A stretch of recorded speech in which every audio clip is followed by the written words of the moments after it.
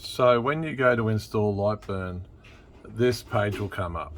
Don't worry about these here, they're just other lightburns I have for other machines. So what you'll need to do is, it says there, click manually, click that, scroll down till you see the Rueda name and the blue icon. That's the name of the company that makes your controller. So click on that. In here, you'll need to click serial USB, unless you are only going to connect by Ethernet or Wi-Fi. So that's the one you're going to click on. In here, you'll put the size of your machine. So it would be 700 wide. That's the X length. And then it will be,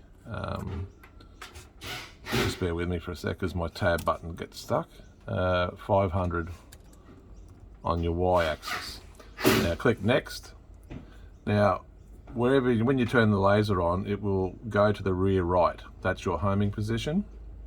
So you'll click rear right. If you have one of our other models and it happens to go to the left, you'll click rear left, but rear right is the one for the 750. And click next. Okay, that's it, you're done. Here's the summary. Click finish and you're done. Okay, so once that's done, just click OK and you'll be ready to go. The next step I want you to do is down here where it says user origin, whatever yours says, I want you to click current position, and then up here click on the settings. That's the settings tab. In here I want to make sure that your origin is saying to the right. Okay, as long as it is, that's fine. And then lastly, when you've got current position, I want you to choose the lower left hand corner. So if I draw a square, which is just simply going up here, clicking on the square icon and draw a square.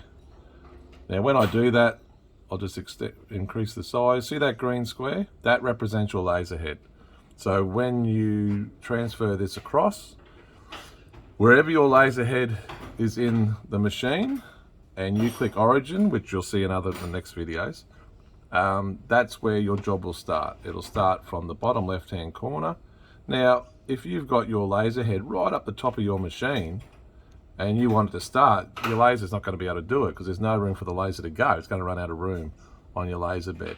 So when you're first learning, I would prefer that in the laser bed itself, place your laser head in the left hand corner at the front of your machine and you won't run into problems.